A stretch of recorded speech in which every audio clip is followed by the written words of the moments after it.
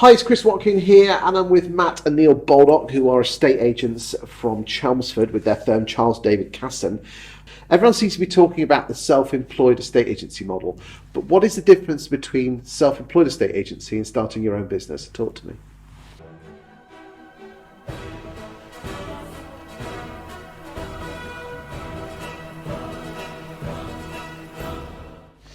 Yeah, so I can't stand this buzzword of self-employed at the minute. Yeah, there's this guy on a sofa, blue sofa, who just keeps banging on about it. Yeah, because I mean, look, why would you want to go from a job to another job with self in front of it?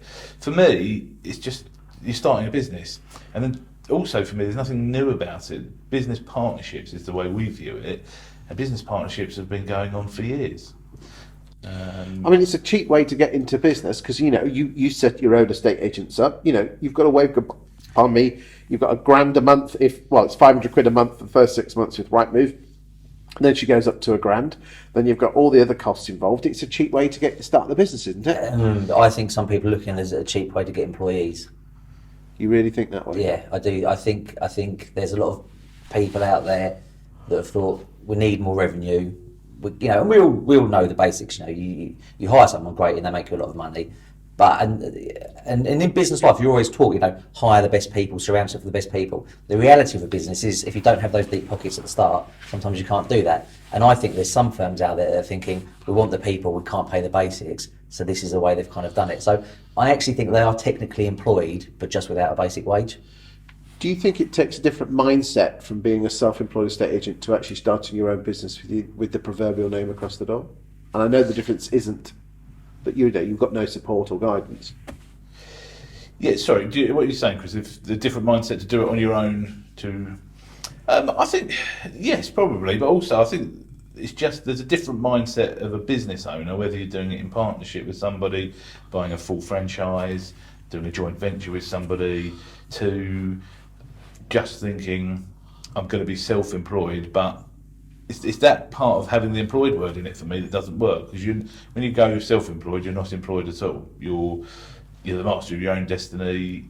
You've got the responsibility of driving the revenue, but there's nothing wrong with doing that with the support of an overarching brand or model behind you. And in fact, it is a low-cost way to start a business. But for me, it's just important to remember you're going into business. The issue I have, though, is because everyone thinks I'm 100% pro self-employed. Personally, I think it's right for a fifth of the estate agency population. For 4/5 it's not. Mm-hmm. Why do you think so many go into self-employed estate agency but don't do very well?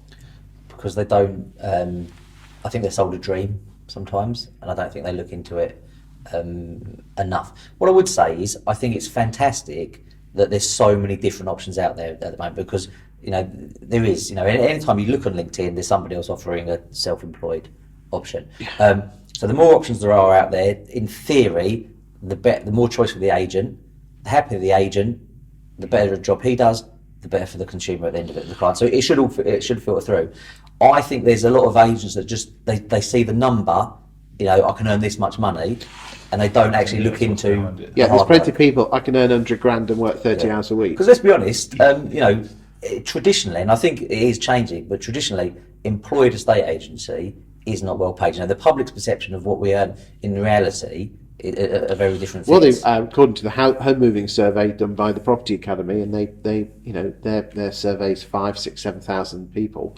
Home movers every year. Since 2004, the average fee's gone down from 1.6 to 1%. And now I know we've had inflation, house price inflation, but still, the bottom line is that if there's less money coming in, there's less wages being paid to the staff.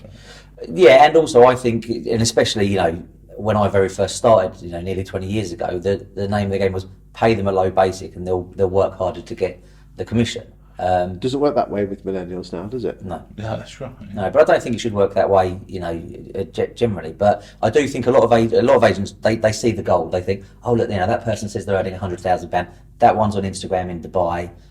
This one's doing that. This one's doing that, and they jump. and then they suddenly realise, oh, hang on a minute, this is harder than I thought.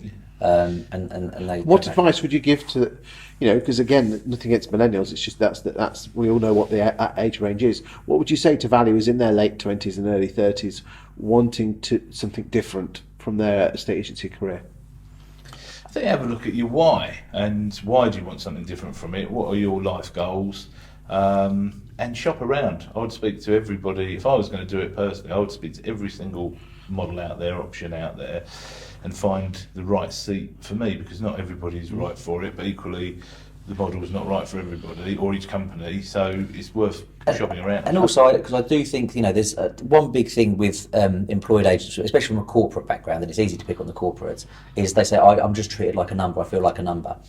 Well, if you're going to go and be self-employed for the umbrella company that's got 200 self-employed agents, you're still going to be a number. So you're not going to be treated that specially. If that doesn't really bother you, and you just want to, you know you're good enough, you know you've got that resilience to do it, that's the model for you. We always say everyone's not for us and we're not for everybody, but go and have, as Neil says, talk to a few people and pick the one for you. I can't disagree with you, Matt. The bottom line is, boys and girls, is and especially on LinkedIn, you can actually search for people who used a previous firm. Go and talk to the good, your EXPs and your Kellers, they all, and all the others. They put their golden boys and golden girls on a pedestal, but also talk to the ones that don't go out there. That's and, right, and yeah. Find out. And then also, as I said on LinkedIn, go for previous firms and see people who've left and talk to them. But I would strongly, I don't know what your thoughts on this is that quite often the issue is not the firm, it's the person looking back in the mirror, isn't it? But it's also, you have to sometimes have a look at things and say, yes, I can convert it, I'm a fantastic lister, but actually, did I get the lead or was I given the lead? And that's just being honest with yourself. Interestingly, I always ask valuers, because I get an awful lot of, I'm quite infamous for my, give me a call between 7:30 and 8:30 on my buying calls. Yeah. And I always ask the valuers, because I get a lot of calls saying, should I go down self-employed? And I say, how many of the last 50 free valuations have come directly from someone sending you a private message through your mobile phone or a private message through social media or rang you up at work? Yeah, and the best I've ever had is 3 out of 50. Yeah. And the amount of people that we speak to that kind of, they say to us, how do you get leads? How do you, and you kind of think, we'll obviously help people and show them, but if you can't think to yourself how I'm going to get a valuation. I mean, I'm sorry to say it, but I'm not sorry to say it, but you actually got to get out there and get your hands mucky in the dirt, as using Gary Vee as an example. Yeah. We're all very good at head in the clouds, but in the dirt. I know the number of self-employed estate agents who are, how can we say, Johnny Golden Bollocks, that's a technical term, with their previous firms who could convert anything, but hadn't been business generating for years. So they've set up on their self-employed model and not getting any business. Yeah, you've got to be able to network. You've got to be people game, isn't it? We say it's a people game, but no, it is, and you do it, and it happens to all of us. I mean, I was a very, very successful lister for a corporate company, won all the awards, etc., etc. So I thought, great, start your own business. You put one post out on Facebook going, I've got my own business, and then no one's phoned me. And it is. It's like, oh, this is real all of a sudden, and then it's a case of, well, actually, I'm invested. This is what I want to do. I'm going to work for it. Or it's not for me, I'll back out. Good stuff. Thank you for your time today, chaps. It's been absolutely insightful, and I look forward to seeing you on other videos where we're going to be talking about mental health and also social media likes in the estate agency. Thank you for your time. Thanks, Chris.